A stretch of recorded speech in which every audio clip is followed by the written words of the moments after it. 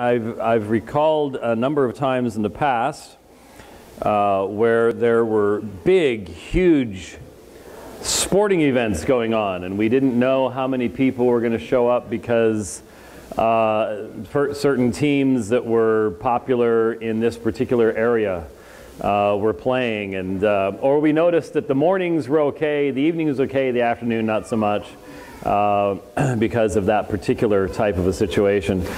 Not nearly as much interest in those things, I've noticed. From what I've seen, television ratings through the floor and things like that, and I understand that. I have personally not seen a single snap of a football, an inbounds pass, or a single pitch in 2020. I haven't. Now, I've scrolled through and stuff will show up and I just keep scrolling on by it.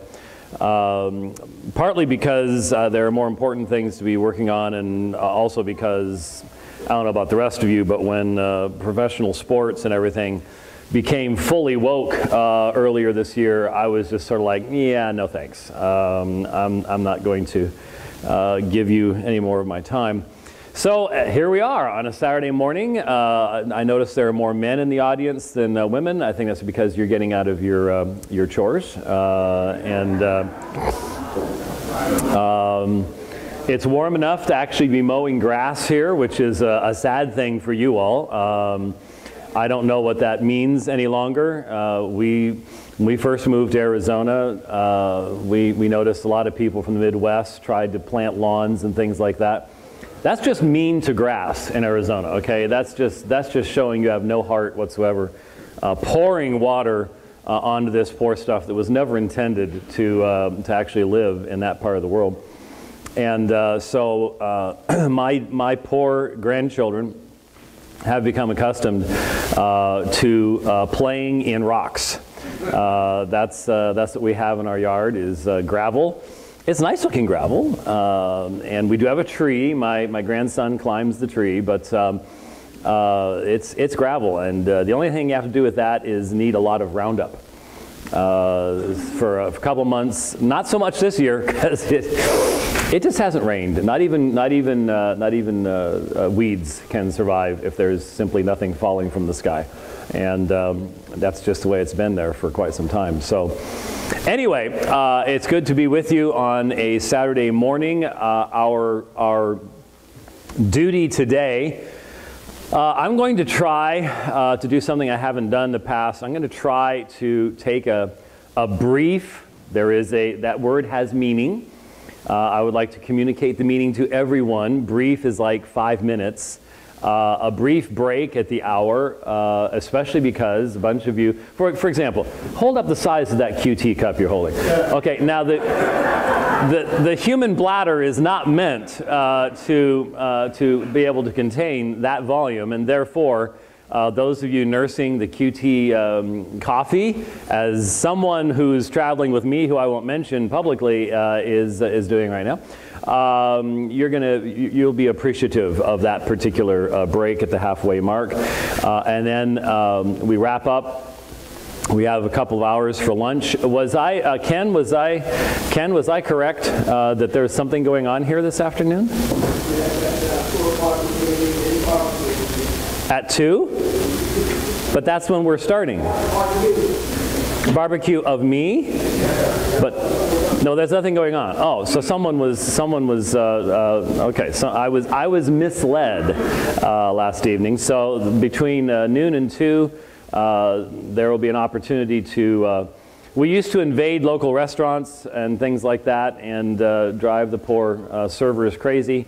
But there's plenty of places to eat nearby, or drive-throughs, if that's your preference. Then the afternoon torture time, 2 to 4 p.m. I'm never offended when I see people falling over one direction or the other. The only thing I'm offended by is snoring. Okay, that is the one thing that is very distracting while I'm trying to not fall asleep myself, is if someone else is actually enjoying it so much that they're snoring. So that has happened to me. it was tough. It was, as a public speaker, when you have a guy right about there who about 10 minutes into your presentation just starts cutting down the entire sequoia forest. And everyone in the room, that's all they're hearing. I could have been standing up there spewing the greatest heresy in the world and no one would ever have caught any of it because that's all you could hear. And every once in a while I'd come over a little, and I'd sort of, and then the Bible says, and there'd be a little brief pause and then right back to it. It was a complete and total disaster. Anyway, so if you do that, I will get out the laser from my backpack. I have a laser in there that will burn through your retina, and even if your eyes are closed. And so I will deal with it in that particular fashion. And then this evening we wrap up. So what in the world are we going to be trying to be doing during the course of this day? Now, let me just ask real quickly, how many of you were not here last evening? Oh, okay. So let's start from where we were last night.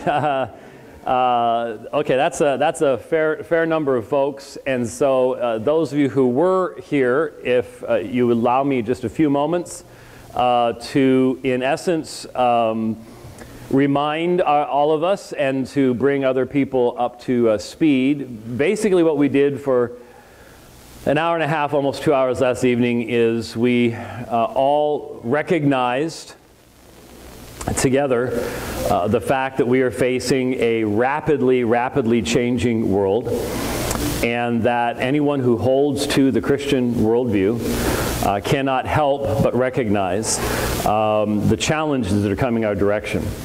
And by the way, if you're right out at the edge of a pew, if there's some space in between, you could move in a little bit. We've got a few folks coming in, and either that or just let them step on your toes. One of the two, whichever is better for you. And the fact that we are doing the same topic 2 years in a row is indicative of the fact of how much has changed in the course of this past year. And we are all aware of the fact that there's going to be an acceleration of these changes given whatever happens in the future. I just saw this morning, actually, that the United States Supreme Court has placed on its docket one of the Georgia election lawsuits. And so, who knows? That's one of the issues, is who knows? We've never lived through any kind of situation like the one that we're living through now. And so there's great uncertainty, but we are also well aware of the fact that no matter what happens in regards to the election, January 21st, et cetera, the entire global community is on a track that is rapidly moving toward things that are extremely concerning to any Christian who believes that the Bible is the Word of God and that Jesus Christ is Lord, and that therefore for true human flourishing to take place, I'm not sure what was going on there, but for true human flourishing to take place, that much is happening in our world today that is extremely detrimental to that. We have massive crashes in populations in certain areas, and so the Japanese culture is going to disappear over time because they're just not replacing themselves. And the entire revolution especially in Europe and in the United States, Australia, in regards to human sexuality, male, female, marriage, transgenderism, everything that is associated therewith. And of course, the rise of states that believe that they have the right to determine not only the safety of your children, but what your children are taught at home, and what you say to them around the dinner table, if you even say anything to your children around the dinner table. These kinds of issues are entering into all of our thinking. We are seeing people. We are seeing churches being shut down, not just because of the COVID issue, but also because of what they're saying and how they're saying it and the content of speech. And we're seeing censorship all across the social media, which is how many of us communicate now. This isn't, I remember very, very, very well the first day I put something called a pager on my belt. Now some of you young folks are going, what is that? And you honestly don't know. But it was a big thing to be able to be driving down the road and all of a sudden, and you start looking for a phone booth. Yes, you find a phone booth and you have change in your car and you put money into this box and you do this or you do this. Remember that? Oh, yeah. And some of you young folks are just going, what is this guy talking about? I remember that well, and the developments that have taken place since then, we communicate in a particular fashion, and censorship and control over those things. There are banks, for example, today, who will not do business with people that are not politically correct. They refuse to allow you to open an account, or PayPal has shut down a number of people that they will no longer allow them to use their services to receive donations or things like that because they're saying things they're not supposed to say. We are moving rapidly toward totalitarianism, and a lot of people don't even know what totalitarianism is. But we're moving toward it very, very quickly. And how are we as Christians supposed to interact with all this? And then, of course, this past year, we saw the eventual result of what's called the woke church. What does it mean to be woke?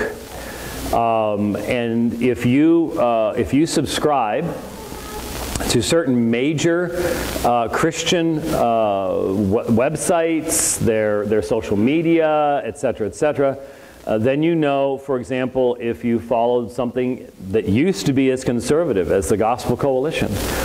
Many people have gone to the Gospel Coalition meetings and have been very appreciative of what has been written there for many, many years. And there are still lots of people that write for it that are relatively conservative in what they say. But there is a very clear bent now on their part, on the ERLC. Do we have any Southern Baptists with us? Any Southern Baptists? Okay. I'm noticing it's more like... No, it used to be, and now that says something right there. The Southern Baptist ERLC, for example, is supposed to be about religious rights and liberty and things like that. Very clearly, its leadership is very much dedicated to a particular perspective and a promotion of a particular perspective. These types of things are happening all around us. We want to know why. What is going on? Why is this kind of thing happening? How can we interact with it? How can we not be just total reactionaries and just simply believe everything that's thrown at us? There needs to be some level of critical thought, but at the same time, especially today, we are also dealing with a whole new thing that I think is new to most pastors, and that is we have a general media-produced level of panic in our society. Panic's not a good thing. Panic is not a Christian attribute. Panic is the exact opposite of what Christians should be. When Christians are faced with tremendous danger, panic should not be the first thing that we go to. But unfortunately, because of the massive exposure that we now have through cable television, the internet, etc., it is very possible to panic an entire population, and a panicked people will do whatever they're told to do by authorities that promise them safety and freedom. Freedom from what's scaring them, not freedom and liberty in the long run. Our experience is pretty universal. Once you give power to a governmental agency, it is loath to give it up. And this has been the reality for a very, very long time. How do we deal with all these things? There are many Christians who believe that the Christian worldview doesn't have anything to say to that. That the Christian worldview has nothing to say, that the Christian worldview is apolitical. All right.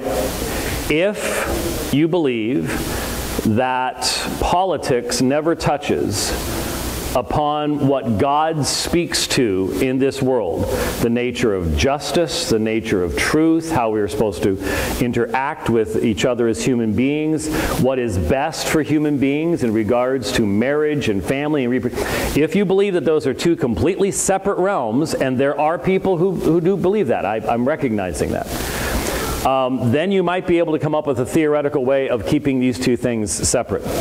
The problem is that from the very beginning, the church has recognized the complication that exists in her relationship to the state. Ask the Apostle Paul. The Apostle Paul, the last we know of him, he is in prison. Now, theoretically, there's tradition that he actually was released for a time, went to Spain, and then was arrested again and executed, and then other traditions say no. Once he wrote 2 Timothy, that was pretty much it, but we don't know. He disappears from history. But why does he disappear from history? It wasn't the Jews that got him. They tried, but it wasn't the Jews that got him. It was the Roman state.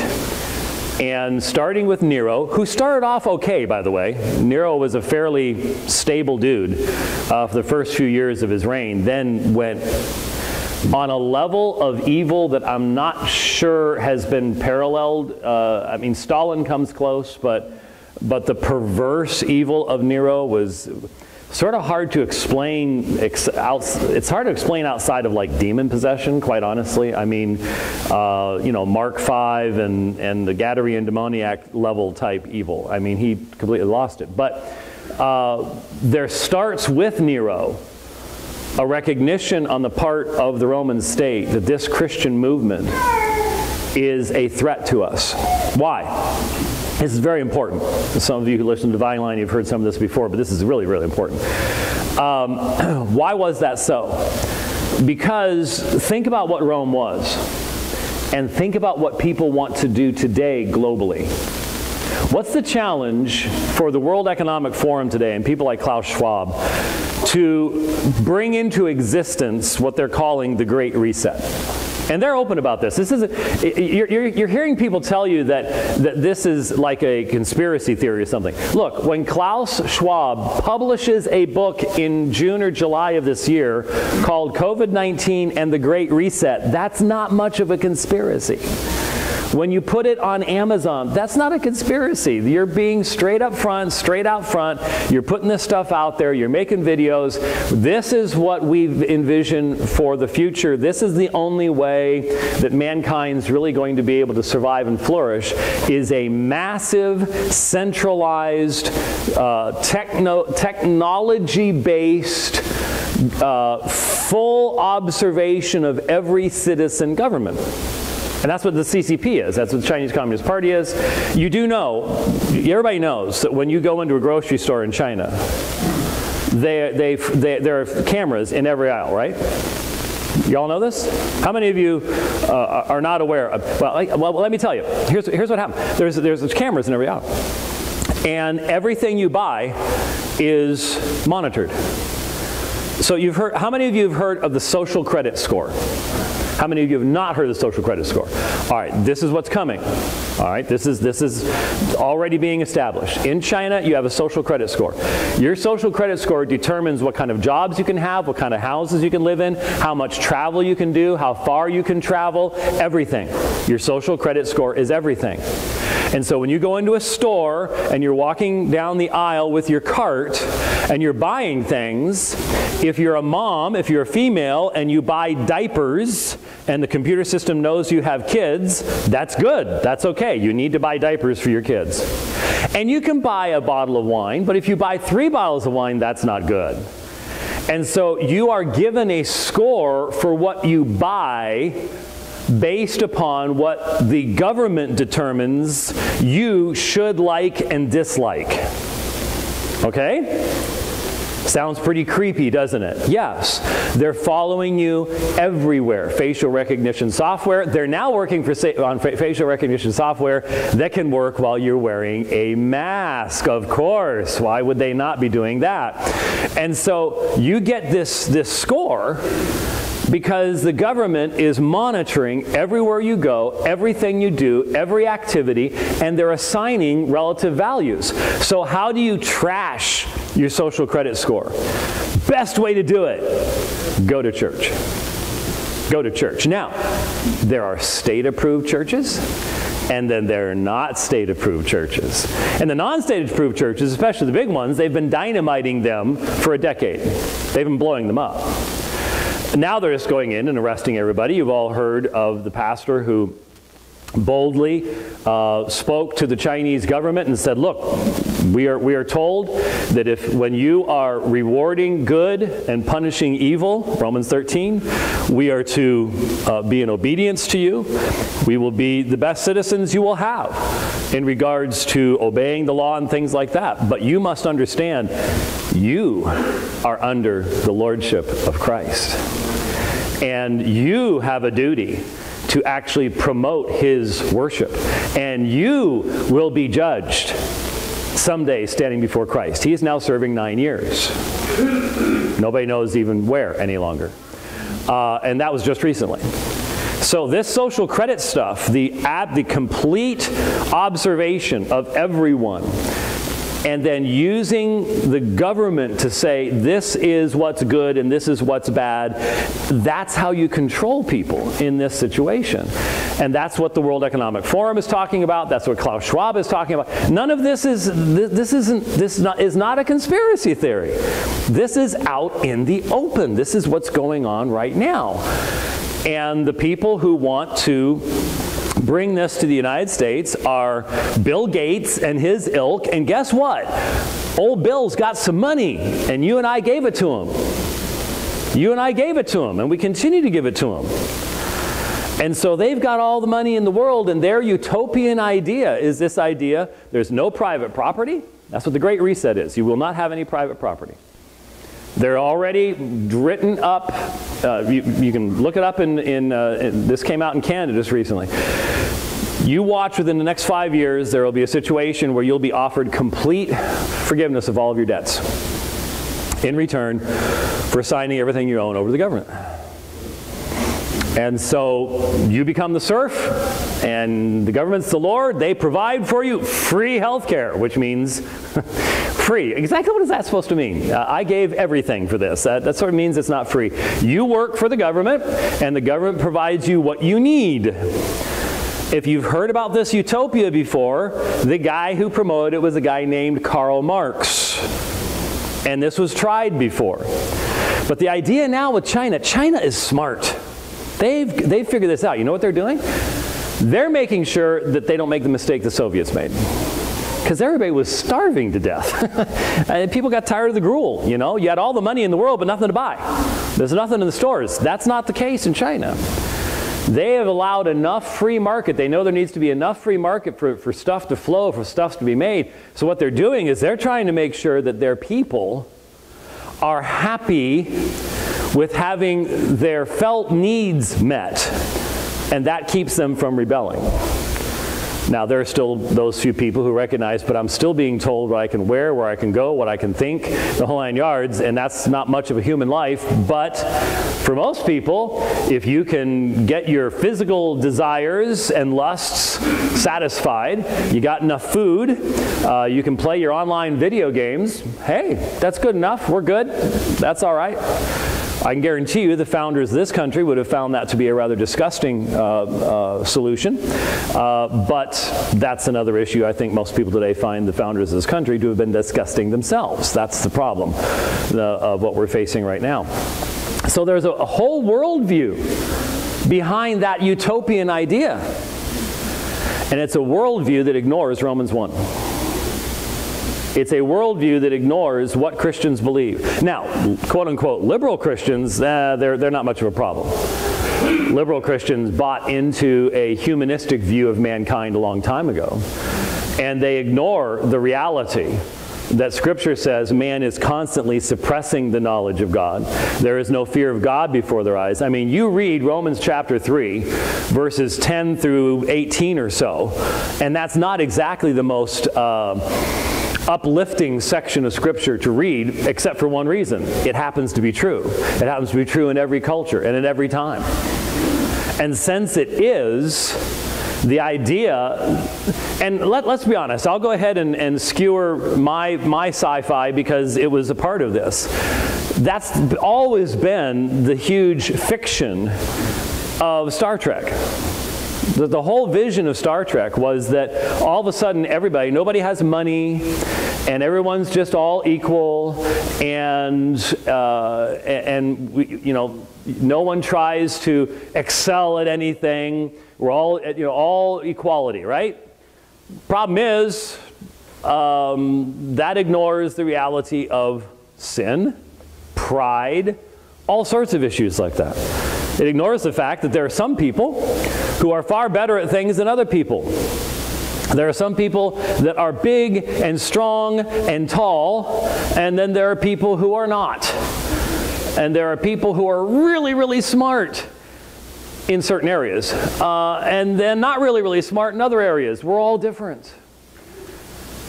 And by ignoring that, we can pretend we can create this utopian society.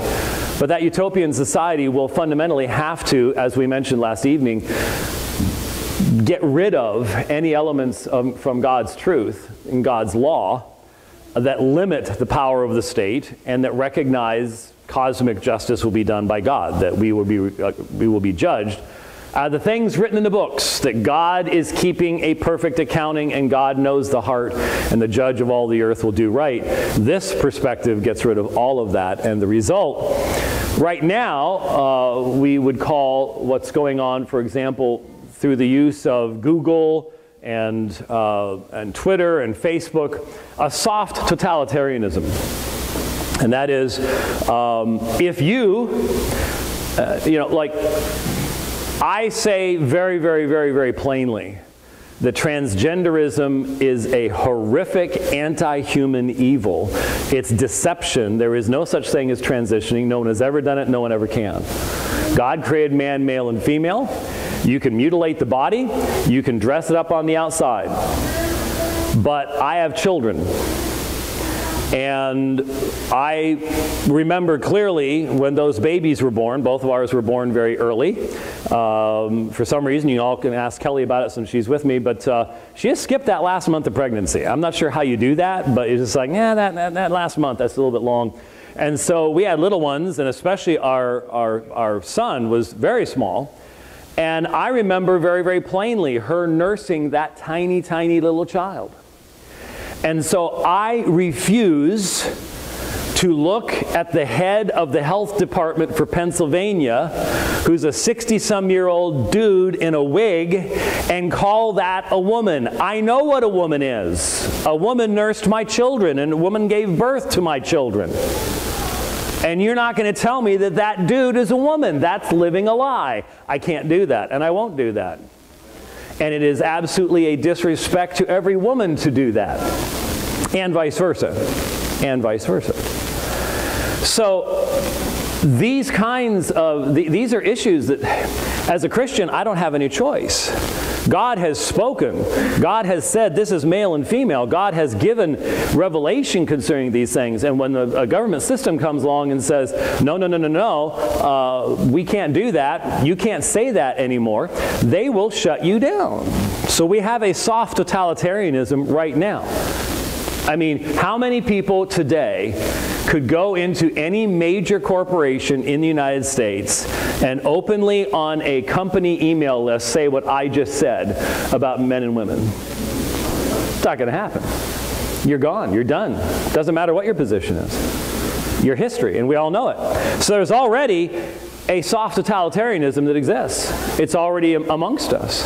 And you might say, how did we allow that to happen? It's doing it slowly. It was happening for a long, long time, and now what we're seeing is the rapid acceleration of it because they figure, hey, we've got it. We have the positions of authority now. We can go ahead and do it. So there you go.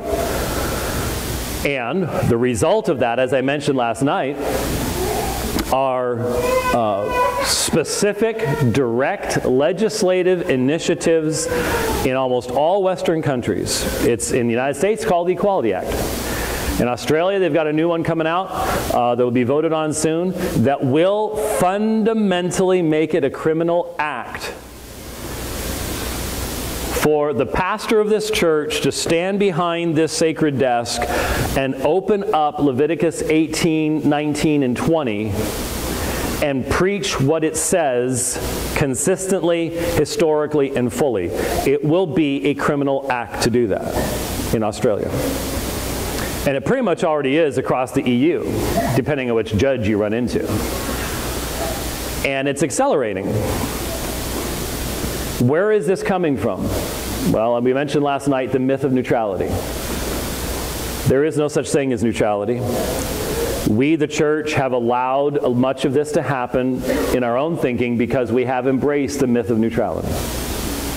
We have embraced the idea that there are things in this world that are not under the sovereign command of Christ. We have on the one hand confessed theologically that Jesus Christ created all things, but on the other side we then separate that out and say that all things can exist in a neutral relationship to the Creator. That's not true. Every fact that is a fact because Jesus made it a fact. Didn't hear any amens on that. Yeah, if you have to ask for it, it's a little... But the reason I say that is because that, in our society, is dogmatic heresy. It is dogmatic heresy for us in our society to say what I just said because that's not inclusive.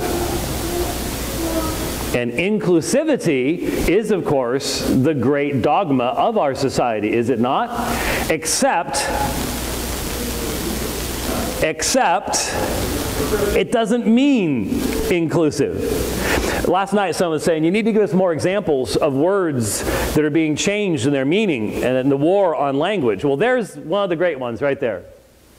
You are to be exclusively inclusive, right? And neither of those two words mean what they used to mean. I mean, there's a dictionary definition, but hey, last month, Merriam's changed the definition of man. So, hold on to your old paper dictionaries, by the way. Don't throw them out. If you already have, go find some. There's the folks that use bookstores will be happy to have you coming in. They could use the business right now. Grab some of your old dictionaries because yes, language always changes, but normally it changes as a natural development over time. This isn't a natural development over time. This is an all-out assault on what made Western culture the most freedom-giving culture that mankind has ever developed. And what's coming is not a free culture. So you've got to get rid of that. You've got to demonize that in people's minds, so you attack the language. So, inclusion, exclusivity. You don't want to be exclusive. But the Christian message is that God, there is one God. That's the first problem. The Romans hated that. The Romans hated that. They had made peace with the Jews because the Jews were not proselytizers. So the Jews weren't going to the local temple and standing outside and passing out Jewish tracts. Okay? They weren't doing that. And so the Romans had made peace with the Jews and their exclusive religion, even though the Romans considered it rather disgusting. They really viewed Judaism as a disgusting, repulsive religion, primarily because of the exclusivity. They said, our God is the only God. And all these other gods, which the economy of many of the cities depended upon, all those other gods are false gods. And so they found that horrific.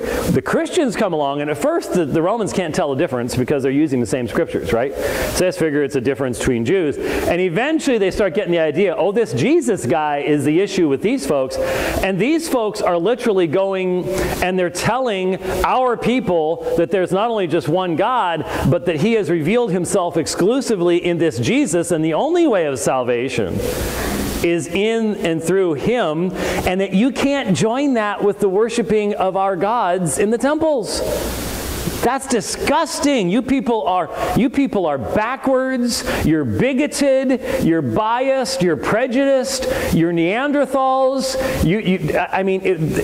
Christianity was just, the elites considered it to be absolutely disgusting. Sound familiar? It's happening again. It's happening again.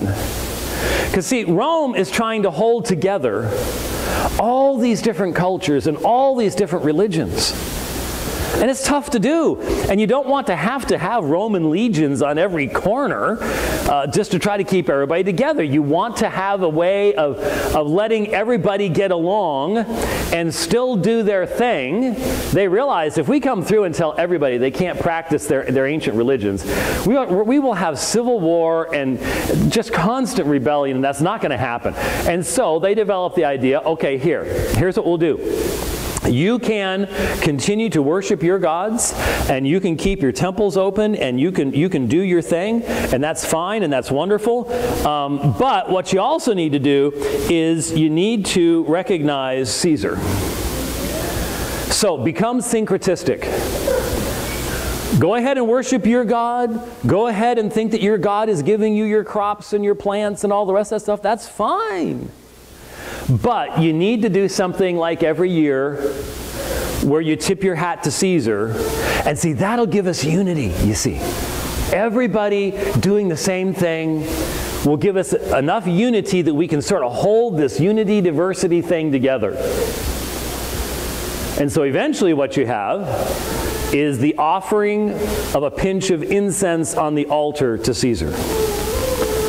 And so what you would eventually have to do, we're not sure exactly when it developed, and it probably developed in one area and it moved to other areas and waxed and waned, and it became especially necessary in the 3rd century, but it's happening earlier than that, where you take a pinch of incense and you have this little altar with some fire in it, and you take the incense, and when you put the incense on the fire, it flames up, and it's supposed to smell nice. I don't know what it smelled like, but you can still buy incense today that smells nice, and you flame it up, and as you do it, you say, Kaiser Kurios. Kaiser Kurios. Caesar is Lord. Now, you could also say that whatever ancestral god you have is also Lord. But you had to say Caesar is Lord. Now, the Jews had already found a way around that. They had already made their peace with Rome. They didn't have to do that. Along come the Christians. And the Christians are saying, no, there's only one way. There's only one way. God has acted decisively in Jesus Christ. He's the God-man. God has entered into our own creation, and in grace has provided this tremendous means of peace with himself. And so what was the Christian confession? Jesus Kurios. Jesus is Lord. You can't say Jesus Kurios and Kaiser Kurios at the same time. It's not possible. And so you have the church-state conflict. And this is seen in the New Testament. This is seen through Acts. This is seen when you have to ask the question. Peter. I told the story recently. Remember what happens in Acts chapter 13? When Peter, Herod kills James, and so sees the Jews like that, and so he arrests Peter, and he's gonna off Peter. And Peter is in prison, and the angel shows up, and the chains fall off, and the doors open of their own. And Peter thinks he's asleep. He thinks he's dreaming. I mean, that's the kind of dream you would have if you're in prison, isn't it? It's like, I'm out of here. And the angel takes him out to the street, and then the angel disappears. Now, some people would tell us that the way to interpret Romans chapter 13 means that Peter should have said, thank you, Mr. Angel, but I need to obey the governing authorities, and went back into the prison. Right? There are some people that saying that. They seem to miss the fact that in Romans chapter 13, the government being spoken of is a government that does what?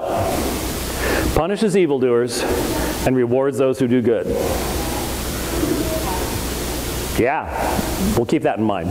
We'll get back to that. What does Peter do? He escapes. Remember, he goes to where the Christians are gathered, and the little girl Rhoda, you know, he knocks on the door, and when she recognizes who it is, what does she do? She leaves him out there. Goes in, Peter's at the door. And they're like, nah, it's just Peter's spirit. It's Peter. No, and they're like, they hear the knocking. And Peter's still standing out there knocking.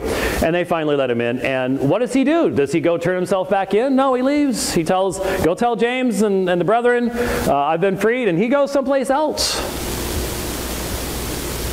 And what happens to the guards who were supernaturally deprived of their prisoner? They're all executed. They're executed. You go, that hardly seems fair. Really? They were enforcing unrighteousness and imprisoning a righteous man, and they would have gladly been involved in his execution. You telling me that they were somehow innocent? We didn't buy that at Nuremberg. Y'all know what Nuremberg was, right? I was about to ask, how many of you don't know what Nuremberg is? And I said, I'm not going to ask that question.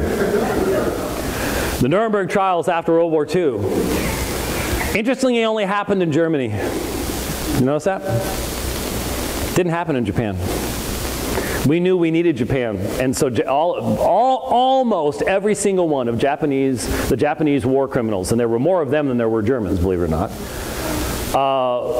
were never prosecuted. I think that's actually part of why Japan never recovered from World War II. There was never any reckoning for what actually took place. The rape of Nanking, what they did to the Chinese was unbelievable. I think that would have actually helped, but it didn't. It didn't happen. And we're guilty for that ourselves. But at Nuremberg, when you had guards at Auschwitz who said, I was just doing my job, man, I was just doing what I was told, we didn't buy it. They were executed. To this day, we're still taking people into custody who are 96, 97 years old when it's discovered that they were guards at Auschwitz or someplace like that. To this day, we're still doing it. Tells you a little something about the built-in idea of what justice actually is in our minds. Anyway, the point is, to hold all this stuff together, very quickly it became clear, since these Christians won't offer the pinch of incense, they need to die. And they started dying. Nero would take Christians, wrap them in animal skins, and release them to animals to be gored and eaten and torn apart. He'd wrap them in pitch and tie them to stakes, light them on fire while still alive, and use their burning bodies to light his garden parties so his guests could walk along and bits and pieces of body parts are falling amongst them and rolling around on fire. And Nero thought that was cool. I told you Nero was, the things that Nero did are really not even discussable in public when you really want to get down to the details of it. But it started there, but it wasn't empire-wide yet. But there would be periods of time, many, the stories of the martyrs in 180 in Lyon. Women, pregnant women, torn apart by beasts for the entertainment of the crowds. This was what, and then finally, in the middle of the 3rd century, it's decided Rome is falling because of the Christians. And so from 250 to 313, for over 60 years, almost as long as the Soviet Empire stood, for over 60 years, the entire combined might of the Roman Empire was focused upon the destruction of the Christian cult. And during that time, Cyprian, Bishop of Carthage, is martyred. He's beheaded. Many Christians lost their lives. Many were driven into exile and hiding. Churches destroyed until 313, the peace of the church with Constantine's conversion. It's a whole other story which we won't get into right now. What's the point? There was a conflict. there was a conflict. And the church recognized that there were certain things the church could not do. And that the claims of Christ had greater authority than the claims of Caesar. That Caesar would not always be around. And guess what? Anyone met Caesar recently? Well, not the Roman one. There is a Caesar in our day. And one of our greatest challenges is for you and I to understand when our society is now saying to us, offer the pinch of incense. Say Kaiser Kurios. They're passing around a card at work, and they want you to sign it. And it's for the regional manager, who's a man marrying another man. They want you to sign it. Congratulations! Congratulations on your marriage. You know that's happening all the time, right? Yeah. It's happening right now. It's been happening for, well, since at least 2015. The Obergefell joke. And it was a joke. Anyone ever, how many of you have read the actual Supreme Court decision of Obergefell? One, two of us. That was the most infantile thing I've ever read in my life, wasn't it? It was painful. Painful. Justice Kennedy wrote that. It was like it was written by a 6th grader. All just warm, fuzzy feelings. We don't want anybody to feel hurt. It was absurd. But it's now law of the land. And because of that, when they pass that card around, what are you going to do? What are you going to do? Because you know if you don't sign it, you might as well start packing the stuff in your desk. Right? Now you could sign it, repent, but then you won't be given time to pack the stuff in your desk. Right? That would be one option. But we all know that I'm speaking the truth here. We all know this is not a conspiracy theory. This is not craziness. This is what's happening right now. And is that not Kaiser Kurios? Because who's defining marriage now? Caesar or Christ? Caesar is, and Caesar's telling you, you need to agree with me. You need to celebrate what I tell you to celebrate. Are there areas where Christians could disagree as to exactly what the pinch of incense is? Yes, I realize that. But there are some that are really obvious. And here's the danger. You and I want to make accommodation every way we can because we are so connected to the things of this world. Why would almost any Christian do that? Because I've got a mortgage, man. And my first kid's in college. You know what that costs? I know. There you go. There you go. That's what we were talking about last night.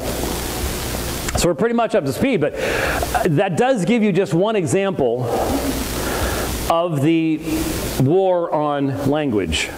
Exclusive, inclusive. We all know now that to use that word had a meaning in the year 2000, and we understood what it was, and we understood that Christ makes exclusive claims. He says that He is one with the Father. He says that He is the way, the truth, the life. No one comes to the Father except by Him. No other name given amongst men whereby a man may be saved. Those are all exclusive claims on part of the Christian faith, and we embraced that. As much as liberals found that to be extremely repulsive. But now, we have to live in a world where inclusive is used to tell us you need to be inclusive in the old meaning of the word, while at the same time the people telling us that are using it in a completely different way to mean believe exclusively our worldview. So if you're inclusive, you're actually excluding the worldview that created Western society, so you're being exclusive to be inclusive. That's the war on language. I mean, you've literally got to send somebody to university for 4 years and immerse them in this stuff to get their brain to work that way. You got to break the mind to work that way. That's why they want your children as early as possible. That's why they want your children as early as possible, because it takes a long time to get you to think in such a warped fashion. But there you go. Had another example. It happens every day. I happened to start catching up. I hadn't, while traveling, been keeping up with the briefing by Dr. Albert Mohler. And he gives examples. Pretty much every single program now includes an example of where language is under attack. So this morning, I could tell he was, the one that I listened to anyways, I haven't caught up, I've missed a few. I could tell he was quite exercised, because he is an Anglophile. He loves everything British. I think he'd commute from London to Kentucky and back and forth each day if he could get away with it. I really think he would. And if you've ever seen his library, wow, that's like the eighth wonder of the unnatural world. But he was talking about, obviously, a guy that he had a lot of respect for, that had written a 3-volume set on the history of England and stuff, and I guess he had accompanied Sir Edmund Hillary to the top of Mount Everest and all this stuff. And he just died at, I think, age 94.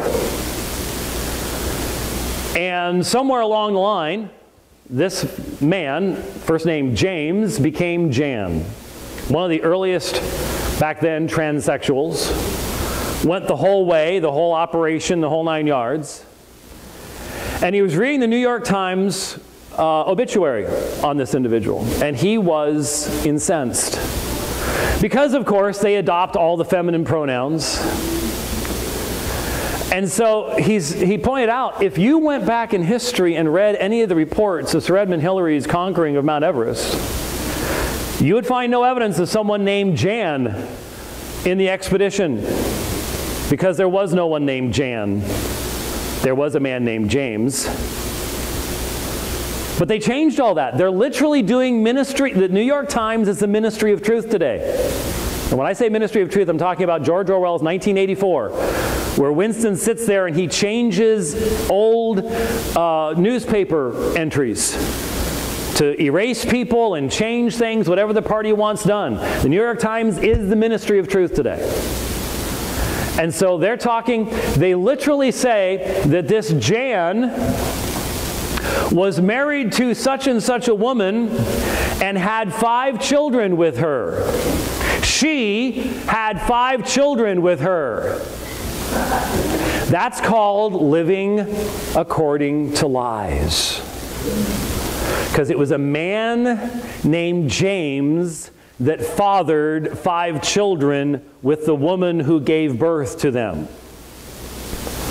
But in the obituary, it's now a woman named Jan who married another woman, and somehow, magically, 5 children appeared. And we have no idea how. It's absurd. It's so absurd that you can get kicked off of Twitter. Like I said last night, if you remind anyone, if you're old enough to remember like I did, that great American Olympian, Caitlyn Jenner. Right. You have to change history, because reality itself is being warped. The very meanings of all words are now up for debate. So boy, girl, how many options now does Facebook offer as far as, you know, two-spirit? I can't even, no one knows what any of them mean. Boy and girl, man and woman, this is the one that gets me. Husband or wife. Oh my goodness. Husband, I am so thankful I grew up knowing what a husband and a wife was. But now, husband, wife, mother, father, how many states now have birth certificates where you have progenitor 1 and progenitor 2? And maybe more spaces for other people if you just want to throw them in there for the fun of it. Fundamental basic words that give meaning to life and give parameters for the young developing mind being stolen from people right and left. And of course, key now are the issues, and we'll get to them in regards to society, the issues of equality, equity, justice, totally being redefined outside of any objective revelation from God. Which means that the definition of 2020, to be a good definition, needs to be a definition that can be different in 2022. Right? Because if you insist on the definition of 2020 in 2022, then you're being exclusivistic. And you're not being inclusive, right? That's how you just redefine everything. Do I really need to emphasize the fact that that kind of mindset cannot possibly do anything but make hash out of this? We for a long time, we have, if you're a Bible-believing Christian, you have listened to the Liberal United Methodists, the PCUSA, the Liberal Lutherans, all the people at Union Theological Seminary, and you've listened to them talking. A couple of years ago, we were all chuckling when the video from the chapel at Union Theological Seminary came out. Anybody remember? It's when the big trees walked in. Remember?